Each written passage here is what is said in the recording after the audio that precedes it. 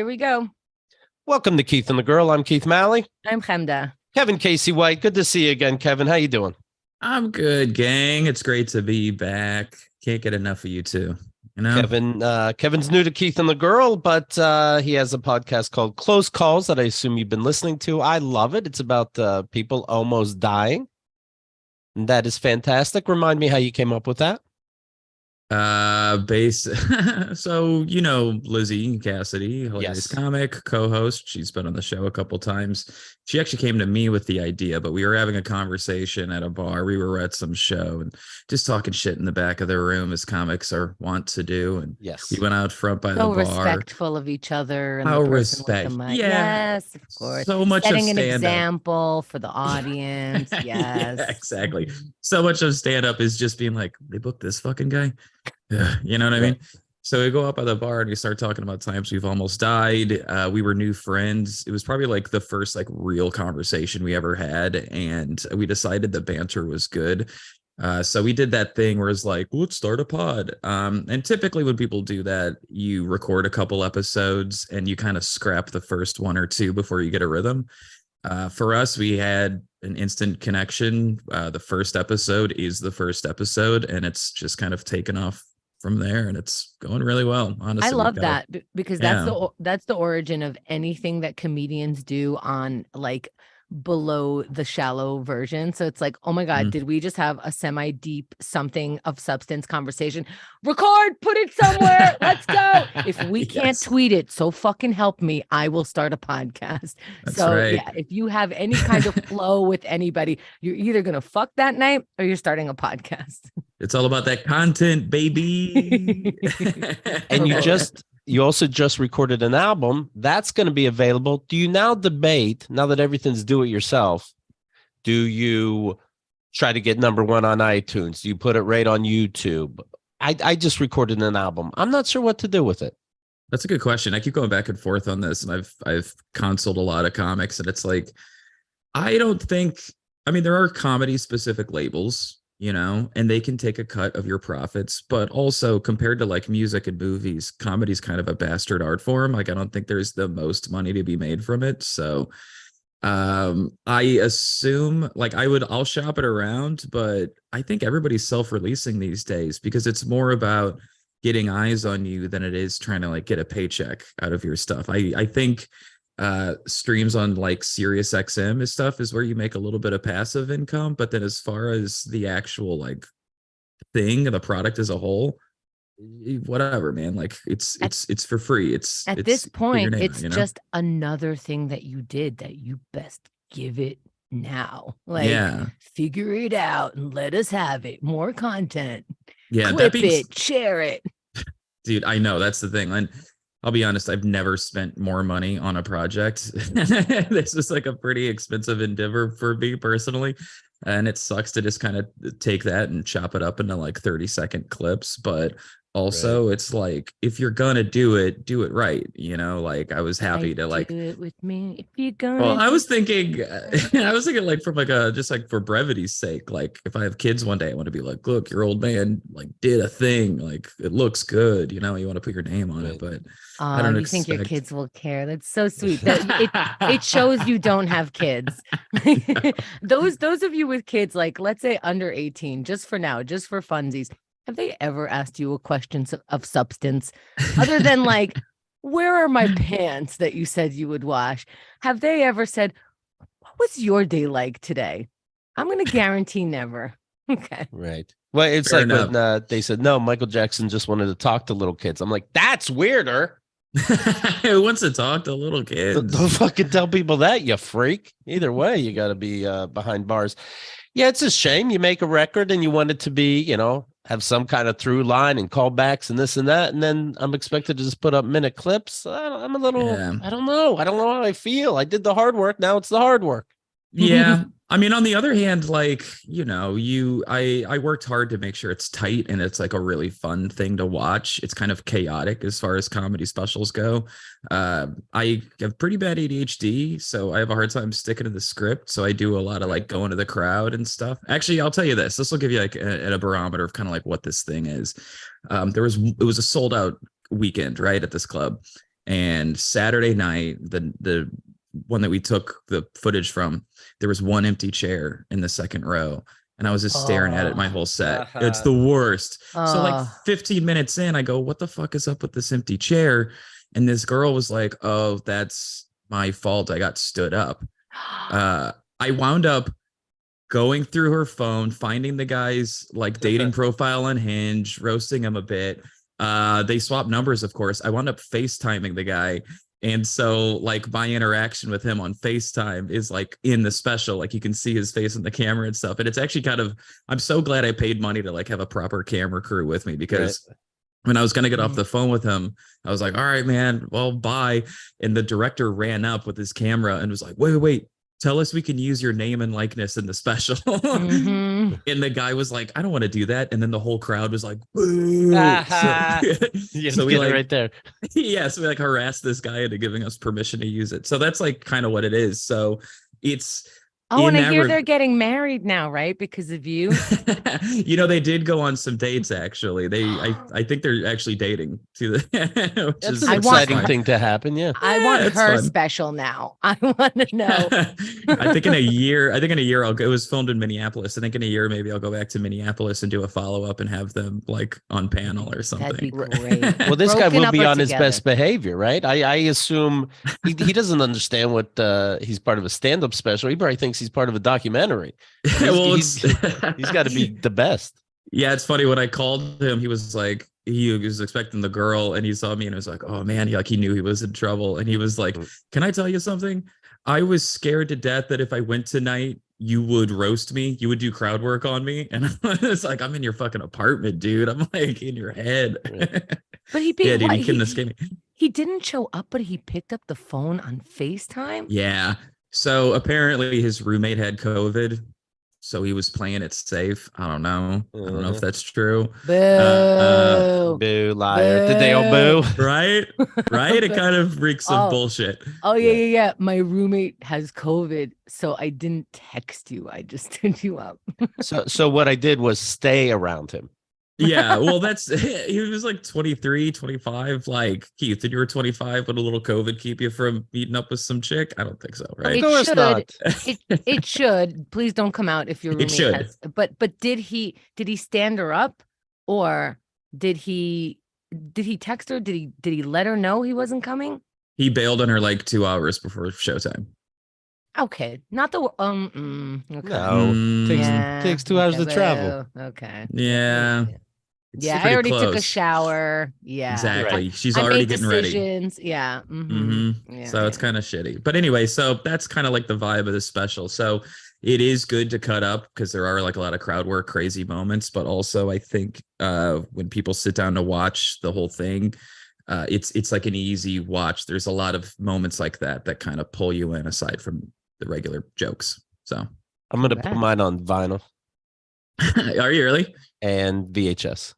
Yeah, man, VHS culture is like it's its own like subsect now. There's VHS nerds popping up left and right. What's it like as a regular comedian? Because I literally only do stand up once a year. What's it like as a regular comedian where you're like, hey, this is my album. What the fuck do I put in it that this is going to represent me for a couple years? Obviously, you know, you have 6 million jokes and you got to put it all on one album. That's how everyone's going to judge you. Is there a lot of pressure for you?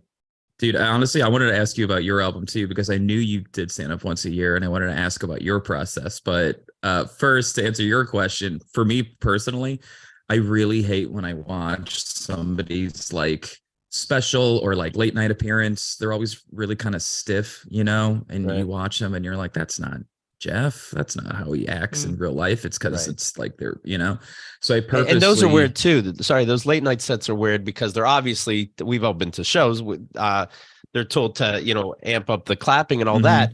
Then anytime there's a pause, the audience claps. And it's like, well, this isn't a regular show now. Exactly. And I think it feels really contrived and awkward. And I don't like watching those types of things.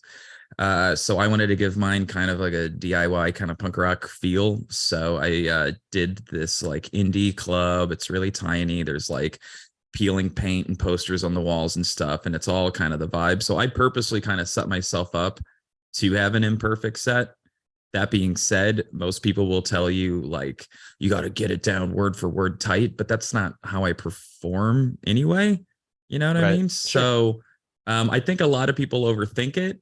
I think I was in a good position where I have like a Rolodex that I can hop to depending on like what the moment needs. You know what I mean? I think that makes sense because when I used to go on auditions, when I was singing, I can sing at anytime, anywhere, it doesn't matter. But when I would go on auditions, I would stiffen up and I would be the not version of me because I want to get it perfect. But what it's gonna you either could sing or don't. And I would just psych myself out of everything. And it was such a bummer. It's just, yeah, just really be you. And it's such an annoying thing to tell anyone to hear. Just be yourself. But that is what people want to see. And whoever doesn't want to see that won't want to see the version that's not yourself. Like if you don't like me, you're not going to like the version that I'm trying to be either, because it's just totally. nothing's going to be compatible. So might as well be yourself. Yeah, there was when I was first starting out, I read a bunch of books on like how to do stand up, and I remember one of them had an interview with the great George Wallace, and he was in marketing before he did stand up. And I don't, the only thing I remember from this book, and I really took it to heart, his advice was that the audience is buying the person, not the jokes. They're not going to remember what your bits were, but they're going to remember, yes, I like that guy. No, I hated that guy. And that's kind of it. So just lean into just have it. Like if you're having fun, they're going to have fun. You know, I think I should just playing games and shit. Instead I wrote down jokes and stuff. Well, no, like you got to have the jokes, but it's like, I think people, you can watch, stay at home and watch Netflix, whatever. If you're going to a live show, I want to watch somebody spin plates. You know, I want to see somebody, like if a glass breaks in the background, comment on it. If there's a heckler, shut it down. Like I want to see the excitement of a live show. And so for me, I wanted to like try to bottle that, but that's not for everybody. That's fine. But yeah, what's your process like?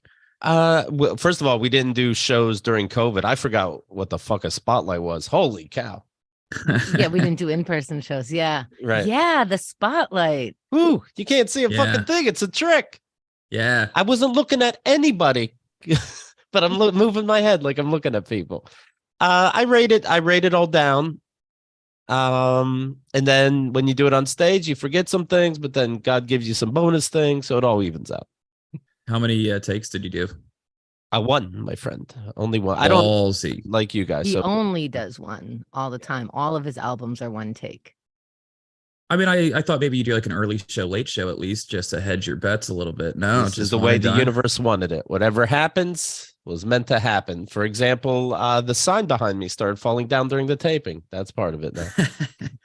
That's exactly what I'm talking about, though. That like embraces the ethos that I fully like agree of. Like, fuck it, dude. Like, you don't know what's gonna happen, and that's part of the fun. You don't know. I just emailed the venue this week after, and I'm just crossing my fingers that Keith, in the middle of a set, he didn't just remove the thing. He slammed it down. It had Velcro on it. But it was a real, I wasn't even 100% sure, but it had Velcro on it. I heard Velcro detach a little bit. And same time I hear the audience go, oh, and I'm like, I'm going to guess it's the sign, and I'm going for it. And I don't even know if I turned around and looked at it. I put my arm back and ripped the sign down, and, everybody came, of course. And I'm like, well, I hope that worked out well. I really lose where the fuck I am on stage too, by the way. When we were at Broadway Comedy Club, I had a beer, and I don't know why I did this or what I thought the glass bottle was made of, but all of a sudden I just threw the bottle onto their piano. And I'm like, wow. And then I think I said, I didn't think it would do that. I don't know where, I'm not really there, I guess. But yeah, I don't know what happens until it's over. So how many of these have you done? This is 17. 17? I know, not that many, but it's because of COVID. I missed 3 of them. Yeah. Come on, pick it up. Wait, so you said you're not too sure what you're going to do with it now. What have you done in the past? We put it on. We sell it regularly. Mm-hmm. It's fun to be on the top of iTunes. It's fun to be on the top of Billboard. Hold on. Because we've been doing this for so long, before there was a way to put it on iTunes. That's We true. were selling it on a website that my brother had helped us build. And here's what we did. There wasn't a digital version of it. It just wasn't happening like that. So what we did was we printed them ourselves. His brother helped him build a computer where we can run the file and copy it onto a CD and copy it onto a DVD. Then we ran it through a printer that we got. We printed the artwork on the CDs. Then we did the album, and we printed that, cut it up, put it into the insert. We had to buy plastic inserts separately. And we built this one by one, CD and DVD. And as you bought it, we printed it. And then we put And it each in one's one of a kind because we had to hand cut the covers. Yes. So that's how we That's so first cool. did it. We got empty DVD cases by bulk. We got artwork. We had to like look for this was YouTube had just started. Okay. That's how long ago this was. YouTube This was had just back started. this is back when you guys were a radio show, the Colgate Hour with Keith and the Right. girl, right? Yeah. Is that what this was? Yeah, people had to cut out a coupon out of a magazine and mail order the album. Cool. I feel like it's kind of our fault that artists are upset because everything's do it yourself. That sounds like the good news. Then the powers that be know that and they're like, okay, so do it yourself. Tell me when you're done. Yes. Maybe we'll take. I feel responsible. Here's another thing. Here's yeah. another thing. The production was giant because nobody had phones in their pocket. Nobody had video in their pocket. We didn't have a video that you could just walk around with. So you had to hire actual companies, not just like a friend of a friend or like, buy cameras at this point that would cost less than us hiring people to do it. Then you have to hire an editor, like a real editor, because none of this was happening. So it was like this big giant production, but we were able to sell CDs for $15 and DVDs for $20. So it started coming back. Then, just as everything was like even and whatever, Louis C.K. goes, $5 because artists should just, blah, blah, blah. And here's how much it costs for me. And I'm like, yes, you can do it for $5. Thus started everyone. I swear to God, look it up. I know it happened exactly like this. We were in the history at the moment and we could feel it. It's one of those rare times that as the history is happening, you're like, this is this now. We can't sell shit for more than $5. That's asking for, like DVDs, CDs, all of that. And you have to do a download and you have to make it easy for people. And it and it's on his site. So he gets his money back and he could be all transparent about the $1 million that he spent. And he can give it to charity so nobody gets mad. Yes. And I'm very happy for him and I'm very happy for everyone. But just so you know, that change happened. Then years later, And that bothered us more than masturbating on employees. To be honest. Yeah. It affects you directly. Right. And then what happened? What happened next is all of a sudden there's another shift because I think YouTube became super popular and another way to get revenue as an artist in the DIY form. So now all of the things are free. Now it's just free. Figure out a way to make money aside from directly making money, because otherwise you look like an asshole. So yeah, probably Keith's album will be free. Yeah, and that sucks. It's wonderful. But it's also you guys, like... we've been wanting to share this with you, everybody. Well, let me just say, this is my dream come true.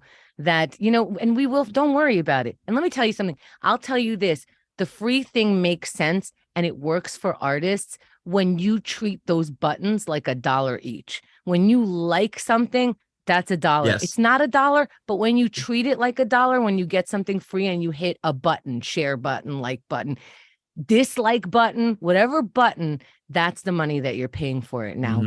Comments. And if, fortunately or unfortunately, however you want to look at it as an artist or as an audience member, that is the currency that we have right now.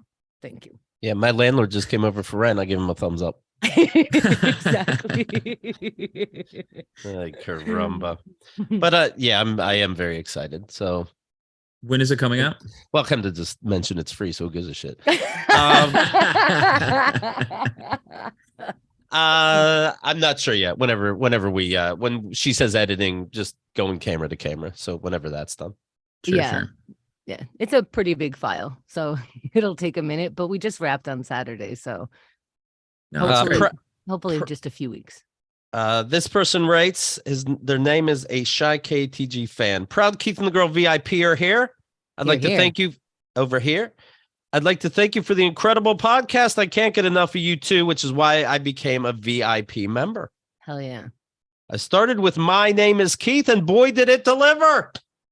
What a shit show. Literally, somebody pooped their pants on that. That's true. Explain to Kevin, My Name is Keith, if you please. Well, Keith didn't know he was an alcoholic and then started a show called My Name is Keith in response to my show that I started, What's My Name? So right up front. And then he opted to invite a guest on, buy their favorite drink in bulk, and then for like 1 to 3, sometimes 4 or 5 hours, they got drunk like they've never gotten before. Some people threw up right in the studio. We had a throw up bowl. Okay. Right. Some people made it to the bathroom. Some people just made it to the bathroom floor. Some people thought they were making it home, but then stopped at their wife's show yelling about how they're a wrestler. Some people. Casey James Salango was so drunk he thought he was Ric Flair. Because he was wearing the shirt, and he wanted to fight people in the street. I know somebody took an Uber home, and then I don't know, somehow got out of it halfway there, doesn't know what happened. Yeah, so we had to stop it. We had to stop it eventually. Seriously? This is Casey. Casey's such a tame, such a sweet boy. I don't think he would harm a fly. He said he didn't harm anybody. He's still just the cute version of a Labrador that he is. But he did say it was the most drunk and maybe his first blackout. It was an unusual. And yeah, we're talking about Casey. We're talking about professionals. He didn't invite people like me who were like, I'm just going to sip on this. That no one was invited like that. Right. You couldn't get a pass and like sip on something. You were drinking. I was going to say, I've definitely seen Casey hammered. That's crazy if that's his first blackout. So you don't do that anymore, though. No, I'm living life now. Yeah. How's that feel? It's interesting, different and interesting. Yeah, it's like I said on one of the albums. You know those hours in the morning, like 8, 9, 10. You can use those. They're as valuable as nighttime numbers. That's fucking crazy. It's insane. I am trying to become a morning person. That is a goal I set for myself at the beginning of this month. Some days are better than others, but I realized, like, I read this article, like whenever you stay up later than you should, it's because you're trying to get a sense of control over your schedule. And nighttime's the only time you really get to call the shots. So unless you're a morning person, everything that you want to do is going to be on someone else's timeline. So I'm trying to be one of those like fucking Marky Mark people who's like, I'm going to wake up at 4 a.m. and do my taxes and hit the gym and blah, blah, blah. I'm waking up at like 9:30. So I'm trying. That's pretty fucking early for a comic. pretty fucking early. But I'm not. What made you quit drinking? Well, my dad died of cirrhosis when I was 23. So I always, since then, I've had kind of a like that guilt with my hangovers, you know. And when I'm 37. Okay. So when I turned about 35, I was feeling like that, you know, the hangovers are fucking brutal in your 30s, right? And I was feeling some guilt, and I was saying, like, you know what, man, comedy, we see a lot of cautionary tales, you know, these road dogs that are like in their 40s trying to party like they're in their 20s, and they're like creeping on a waitress and blah, blah, blah. And I was like, don't be that guy. Don't go out like your dad. So when I hit 36, I was like, dude, I'm 40s right around the corner. I'm just done. I just kind of woke up and I was just like, I'm over it. I'm not, you know, and like, I don't have cravings really. I don't really miss it. I smoke a fuck ton of weed now though. So it does make sobriety easier, right? I hear you. Yeah, well, it's funny. Like, can we call that sober? I don't know. I mean, I believe it's called California sober. Yeah, right. Yeah, California sober, sure, but it, you know. Well, it also could be called not drinking. That's what I say, because my actual sober friends are like, "You're not sober," like all the time, and it's like, why is this a competition? Why do we got to do this? You know? But they want to have the upper hand because they're so fucking great. But for me, man, it's like I never signed up to go through life completely void of any sort of Just raw Fun. dogging the world. Yeah, what am I Right, gonna that'd be not have crazy. caffeine? What am I gonna like, like it's point. What am I not gonna go to a music festival and take mushrooms? Get the fuck out of here. Nobody's like punching a cop because they smoked weed, you know what I mean? Like I was feeling like a piece of shit all the time. Weed doesn't make me feel like that.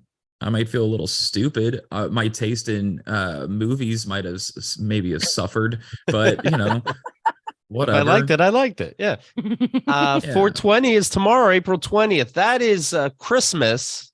Yeah. No pun for you people. What are the plans, Kenda? First off, You people. First of all, thank you for acknowledging us, people. I believe it should be a federal holiday. And I will be taking the day off, Keith. That's your notice. okay, good to know. I thought of going to the different things, but I really don't like crowds, especially after COVID. And I will walk through people and go, this is too many people. And I just want to get off whatever ride I'm on. It's walking down the street, everything. So we're going to take our bikes with sandwiches, picnic style, and ride a long ride all the way to Jersey. Huh? Oh, Beautiful. that ended on a Yeah. bad note. And then we kick each other in the cunt. Yeah. Well, we get to go over bridges. We're going to visit our favorite pot store. They're going to have deals and fun stuff, and everyone's going to be in a fun mood. And we're going through the park. And we go on the west side, which is right by the water. There's like this beautiful path. And for the first time, we're going over the George Washington Bridge on a bike. How Now- exciting. Don't get me started. We all know George Washington. If you're not from New York, you know George Washington. Okay. So he had a bridge. Oh, how exciting. Okay, I hear myself and I understand how that could sound not fun to everybody else. But I think some people out there are going, that's nice for you, Chemda. I'm Well, happy. I'm for happy you. for you. I'm happy you're happy. This person says, I started with my name is Keith. It delivered. Hearing regular guests slurring with Keith has been a joy that I didn't know I needed. Still proud of myself. I'm now working my way through Hemda's interview show and I'm completely caught up with Q&A. Oh, nice. That's good. Q&A is Newsy goes through whatever day it is, all the years we did a show on that day. And he does not mind pointing out how language has changed. I love listening to Newsy rile the two of you up with past episodes. And I especially like it when you two respond to your past selves. Keith saying things like, I agree with me. And Henda says out loud, oh, Henda, stop yourself. You all are my favorite Yankees. P.S. to Newsy, please post the pictures you were talking about in the latest episode on Reddit. I am refreshing all day. Love, a Shy Keith and the Girl fan. Oh, yeah. We were talking about how he changed his profile from his dick to, what was it? Like maybe his torso? I think it was or just like- his face or something on Sniffies, yeah. right? Yeah. Yeah, because he wants to show his friends the app, and there's a bunch of dicks popping up, and his dick would say you because that's his profile picture. So he's trying not to put his dick in his friends' faces, which is admirable as a dude. But so what is? There's gonna be pictures. So we said, hey, can we get it on Reddit? And he said, well, I can give you a version of something. So sexy time pictures from Newsy on our Reddit. Sure. What? All right. Wait a second. Just straight up, just showing hog over on the Reddit. Honestly, I don't know probably. if it's hog, but it Showing has something. been. Yes. Well, that's fun. You know what I like about coming on here? There's like a whole Keith and the Girl extended cinematic universe. There's Yeah. so many. It really is. Yeah. There's so many like wacky characters popping in and offshoots and spinoffs and things. I'm learning every time I come on here. I learn a lot. I learn about some other project. Didn't know dick pics were in the mix. This is, Oh, yeah, and the yeah, Girl yeah. After Dark is not something that was on my bingo card today, but great. Oh, yeah. I mean, if you've been a listener for a while, you've definitely seen it.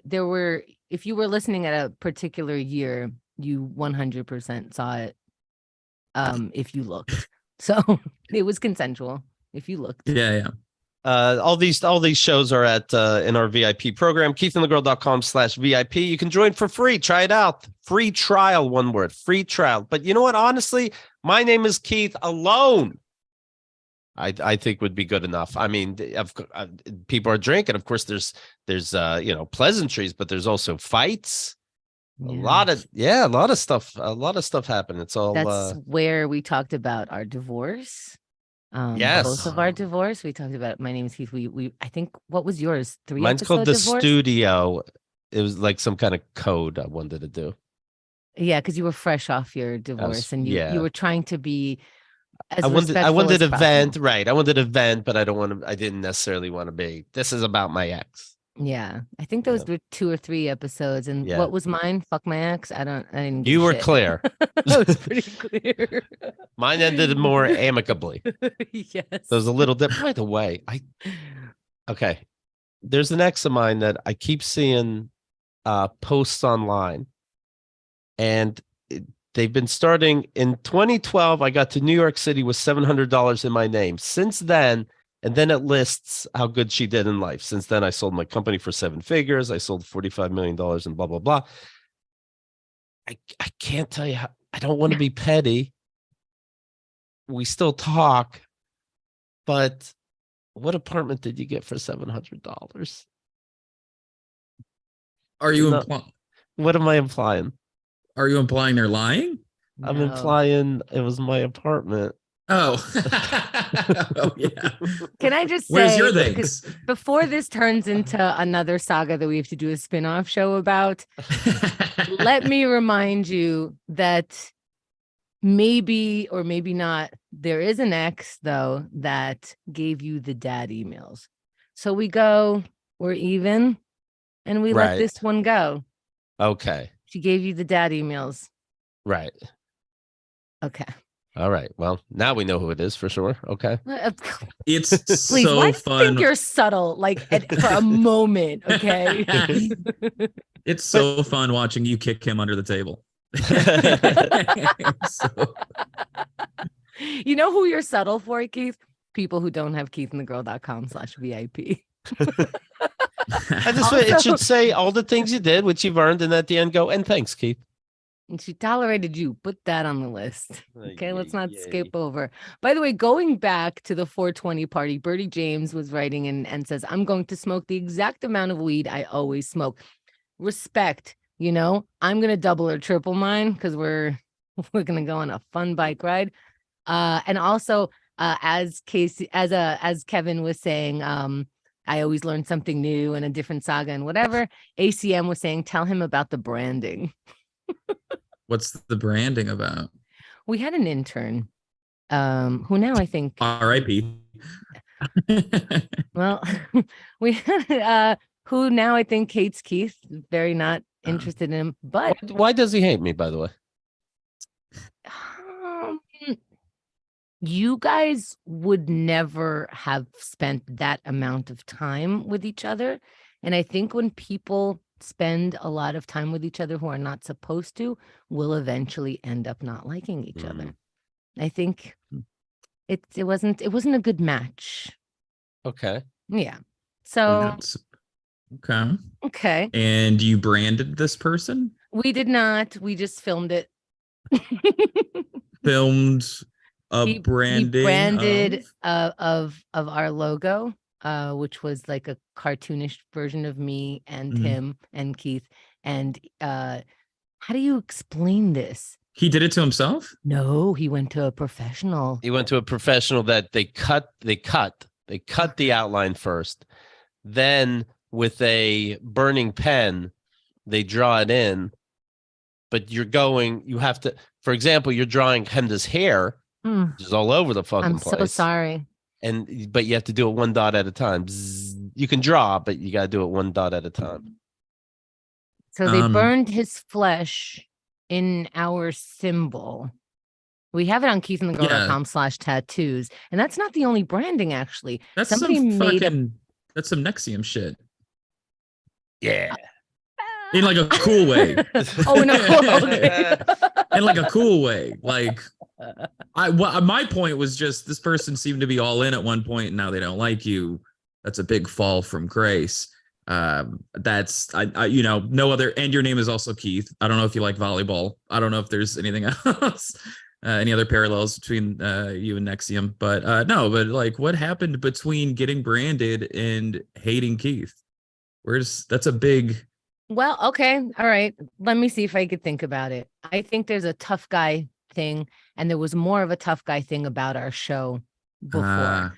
So when we first started, and this was around, now that we're 18 years in, this is like the first 5 years is when we first started, I guess. So I think he Okay. was in part of that. There was more of a bro vibe. There was more of an aggression in the air.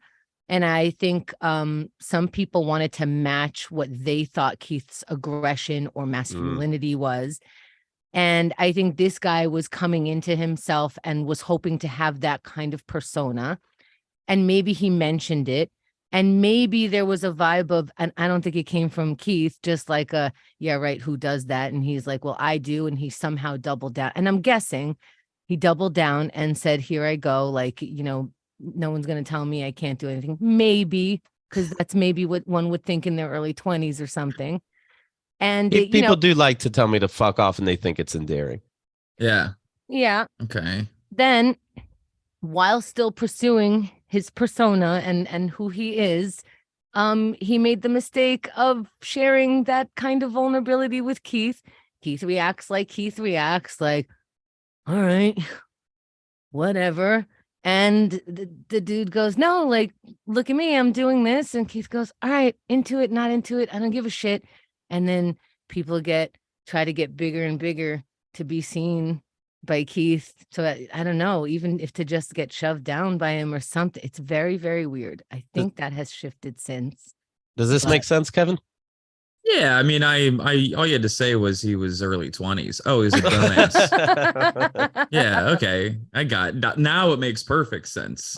We all love Jackass. I get it for sure. Yeah, he wanted maybe to you got a impress. Jackass tattoo.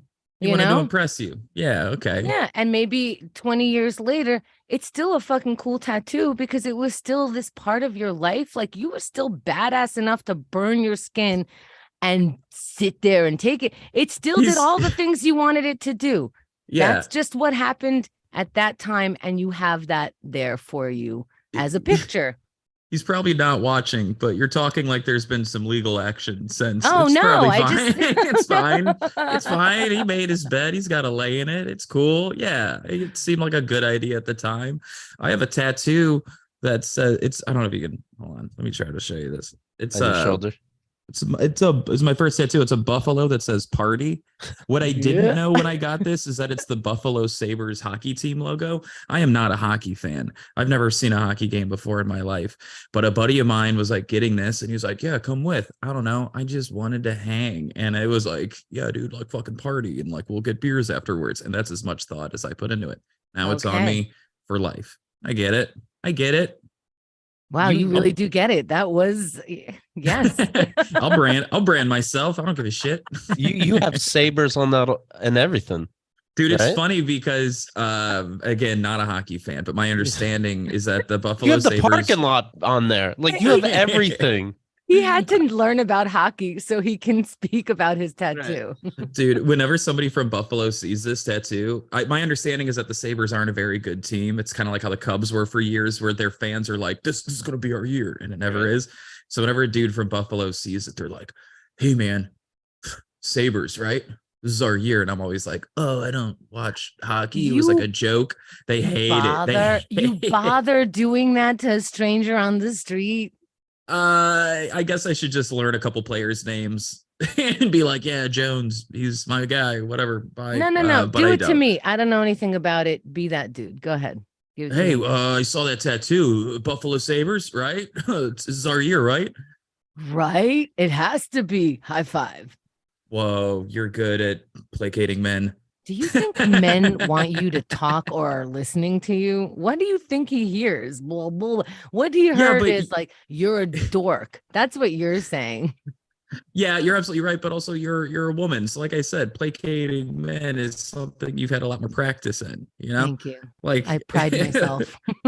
Like guys like me, I hear some dude talking about sports and I'm immediately like, this dude's going to shove me into a locker if I don't say the right thing. That's fair. Ryan B has another suggestion. His suggestion is go sports. You could do one of those. I should probably just find myself a better out. Thank you. I'll do that in the future. By the Teach way, me more. speaking of the dad emails, you know what? My dad didn't rate me this year for my birthday or for Easter. And maybe you're thinking, well, no shit, Keith, you catfished him into thinking you were his ex, and then you told him about it. You were your ex, but yes. I'm confused too. Even last year he still wrote me. I thought this year he would use my mom who just died as some kind of an excuse for me to have to rate him, but there was nothing this year. I'm Finally, surprised. we got there. I'm very surprised. Do you know if your siblings got anything? Because he might be dead. He wrote everybody separately. Hey, how come we haven't talked lately? He wrote to everybody but me.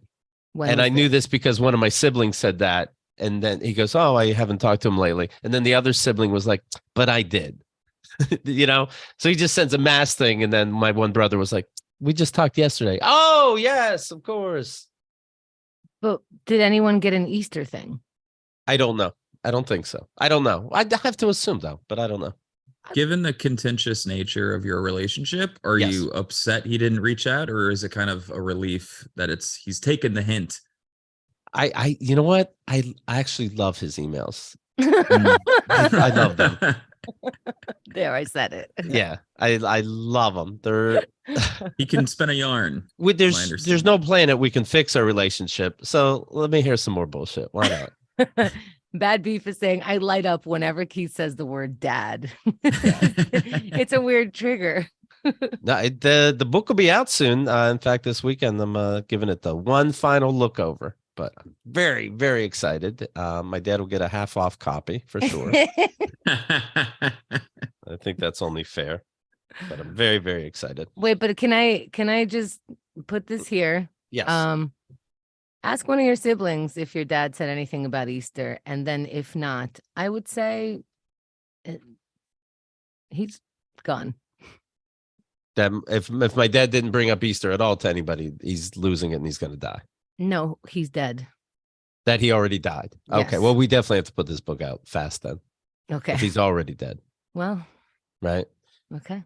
If that's what it takes, let's get the timing. Well, he wrote something. That's the point. So he's still alive. Linda likes telling me when people are going to die in my family. And I was trying to put together the logic of it because he did reach out. He did reach out, so it doesn't matter if it's about Easter. Yeah, if he doesn't mention Easter, is this? No, is that something? But is that when? Yeah, recently, very recently. Very recently, like in the last week or two. Yes. Okay. All right. Okay. Okay, so he's still alive. All right, maybe. It's just like, what is he What doing the if fuck? not sending you guys an email? I would be so sad if my dad was dead and this book wasn't out. Okay, all right. So He's alive. I don't need this business. From what I've heard, I feel like if he knew he was in poor health, it would 100% be something that he would make your problem. Yes. You'll be hearing from him.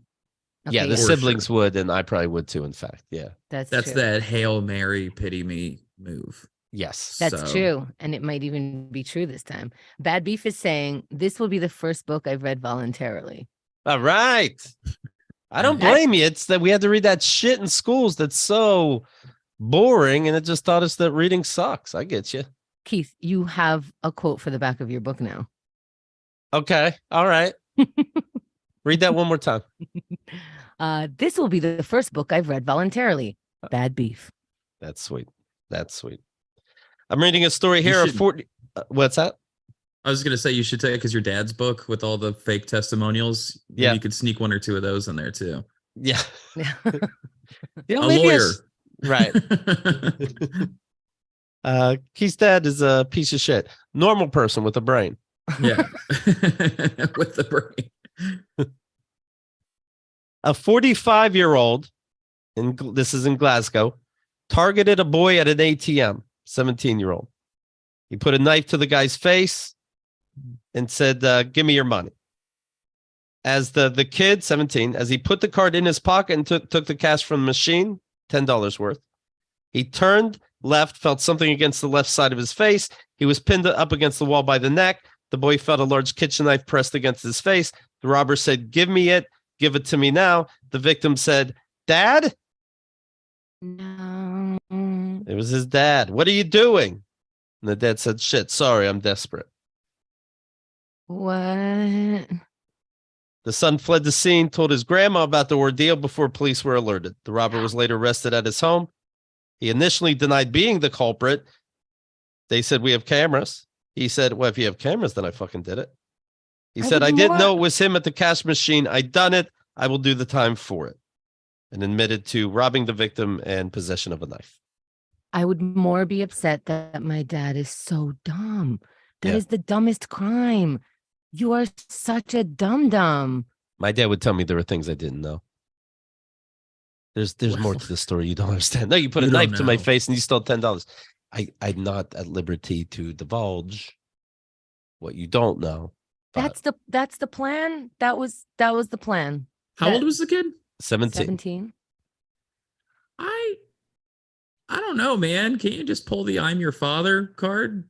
What happened to just fucking smacking your kid around and taking their money? You know, why do you need to bring a knife and an 8 and pouncing on? Not saying it's okay to smack your kid around and take their money. I'm just saying if you're this type. Guy. I'm just like if you're gonna steal from your kid, it seems like you can just do that at home, right? No, he didn't know it was his kid. But here's the bullshit. thing. Who called the police? For it sounds like they child. did, or maybe even his grandma, who he told. I think at this point you're calling the police because you don't want to sleep in the same house as this person because he seems psychotic. Oh, that's some relationship, and their relationship is probably better than me and my dad's. That's the funny thing. You got to go visit your dad in jail. That's your dad. Yeah. Did your dad take money from you? No. Even he wouldn't. Right. Right. He tried to sell him insurance. Bastard. Yeah. Monster. Me and Renda dated, and he said we shouldn't be together because she's Jewish, where the kid's gonna live. But then in the same letter, he tried to sell us insurance. And then added always being closing. Okay, that's just good salesmanship. The story is in the Dead Emails book, but it's like, no, we shouldn't be together, even if we care about each other. The uneven oxen, he called it, wouldn't be able to carry a wagon together. And obviously shitting on her being Jewish, not me being Catholic. And then it ends with trying to sell us insurance, and then says, and ask Hemda about the percentage rates that you would get at a bank compared to my, we don't like her because she's Jewish, but she's Jewish. So why don't you ask her if this is a good deal on? You can trust them. Never talk to her people. Right. Wouldn't you rather he just put a knife up to you? Yes. Jesus. Yeah, no kidding. And having to sit through an insurance seminar? Ugh. A Swiss citizen has become engaged to a U.S. prisoner after spending just 3 hours together. Think about that if you're having trouble with love out there. Kim Eichenberger of Switzerland connected with William McCartney on rateaprisoner.com. WRITE. I've always found criminals very interesting, she said. That's why I wrote to William. He's been a criminal all his life. He grew up in difficult circumstances and dealt drugs. She's hot, too. McCarty is currently serving time for drug offenses at a correctional facility in California. He's set for release this October. After exchanging several letters, she realized she was falling for the felon, decided to visit him behind bars. After 3 hours, he proposed to her. She said yes. It's strange but beautiful. Love is love. Love is love. Can we see what they look like? They look kind of normal. I'll show a picture here. Oh, wow. Yeah. Look like a very even-keeled, boring couple. Yeah. In order to meet, you have to request a permit that proves you've known each other for 2 years or more. So I had to fake that, she said. Okay. Wait, what? She pretended she knew the guy for a while. You can't just meet somebody you didn't know ahead of time. She really said that? Yeah, she admitted said it. She faked it. Yeah, it's an interview. They asked. Oh. Anything else we should know? And she said, yeah, I shouldn't be allowed to see him after all. Now engaged. She says the white lie's worth it, though, because he's her love. They're planning to live together in Idaho. She's already applied for a U.S. visa, saying my goal is by the time he gets out of jail, I'll be there. Oh, everyone gets something. All right. Okay. That seems regular. Yeah, it's starting to make a lot of sense all of a sudden. U.S. visa. That's gold. Right. Mm-hmm. He gives me extreme mental support. Without him, I wouldn't know where I would be now. Okay. Yeah, sure. Okay. Yeah. So Sounds if you're great. having trouble there on Hinge, I don't know, rob a bank. Who Right? doesn't Chicks like are a in for bad this. boy? Everybody likes bad boys. Right? Everybody does. Are you dating out there, Kevin? There's a thing of like serial killers and stuff get a Yeah. ton of mail from lonely Well, you're lonely people. consistent. What do you do that's so serial? You know? Yeah, and there's something hot about a guy who's willing to taunt a cop, you know? So that's pretty cool. Writing cryptid letters and leaving evidence behind. Even that farmer bro, the guy that raised the price of AIDS medication by 6 million%, even he got chicks. Yeah, the woman who was like doing a profile on him left her husband for him. People like bad boys. Yeah. Like him. Are you Martin Shkrelo? Martin Shkreli? Yeah. Shkreli. Yeah. Am I dating? Yeah. My girlfriend and I are celebrating our 1 year the first week of May. Hello. Woo, we're gonna go on a little vacay. Yeah, things are going well. All right. You stick it in? Sometimes, yeah, we kiss, and sometimes I touch her boobs. It's pretty cool. It's pretty nice. cool. Next year's gonna be awesome. Yeah, dude, anal.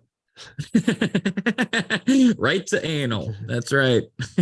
She's Catholic. Do you have a name for your stand-up album? For the album coming out? Yeah. Harangue. Yeah. You see, I keep going back and forth if I should name it something else, but I really like that name. But then every time I tell somebody what it is, they go, harangue. What the fuck does that mean? What does it mean? I'm gonna give you the official definition, and you tell me. Okay. If this is a good show I want to see. Special. Okay. Harangue, a lengthy and aggressive speech to lecture someone in an aggressive and critical manner. Okay. You know, it's like a smart word with like a dumb definition, and it kind of sums up getting yelled at by me. Is it okay if in my head I will always hear harangutan? You know how many people have told me to call it harangutan? Ew, don't do that. I have an artistic vision, and I will not allow your puns. No, I just said I'm going to keep that to myself, the inside voice. But no, they're looking for you to fail. Who said that to you? Will you be upset if I call mine harangutan? I would love that. I was saving it for you. Oh, okay. It's good for the SEO. You know, right? Just feed each other. Yeah, let's do it. You can follow Kevin. Is it Aesop Rock or Aesop Rocky? Is it harangue or harangutan? Follow Kevin on Instagram, Kevin Casey White, and he'll let you know when the album's available. And of course, the Close Calls podcast about people almost dying. You guys are sick. Good for you. Yeah, thanks, man. So we were at a comedy club and we know all the comedians' jokes, so we started talking about death. It's fun. Sure, okay. It's a fun time. Yeah. Anything else that people should know? You're going to be performing in a punk rock festival. I know those people love comedians as opposed to music. I'm actually doing 2 this year. There's The Fest in Gainesville, Florida. That's Halloween weekend. And May 19th through the 21st, I'm in Montreal at Pooza Fest. And June, I'll be in Austin at the Velveeta Room the weekend of the June 9th and 10th. So those are my big live dates. Have you done that before, doing stand-up at a music festival of some kind? I have. So it's not like we're competing with bands or anything. At these festivals, they want to give people like a chill out kind of spot with air conditioning and stuff. Kick your feet up. So it's not you didn't like say air conditioning. Hello. Yeah, it's not put like that on the flyer. Right. Right. It's not like Warped Tour where it'd be like a tent and everybody's like sweaty and stuff. It's like people love to come to the comedy to like chill for a bit. And so yeah, come hang out. I've gotten to like befriend like a bunch of people in bands and made like surprisingly punk rock festival crowds are some of the best comedy crowds you could hope for. Hands down, because they're very curious about underground artists, you know, like the lesser known somebody is, the better. So they really do like to sit, watch, talk to you afterwards. It's a great way to like meet new fans and stuff. So Oh, All right. sounds Yeah. really nice. Yeah. All right. So what do I want to tell people? KeithandTheGirl.com/VIP. It's every show we've ever done. It's all our bonus shows. Free trial. One word. Take a look. We're very proud of it. I think that's it with that. We'll tell you when the album comes out. It sounds like we're paying you to get it. So we'll see. And of course, the same thing with the dad emails. You can, if you're new to that story, KeithandTheGirl.com/dad, DAD. You can hear all about it. And that's that. All right. Anything else, Hemda? Click the buttons. Click the buttons. Click the button. It's a big deal. Kevin, anything people should know? That's it. I'd just love to see everybody at a show. And when the harangue comes out, unless we last minute change the name, please check it out. Please watch it. I'll be back. I'll tell you all about it. Outstanding. That's it, everybody. Thank you very much. Have a great weekend.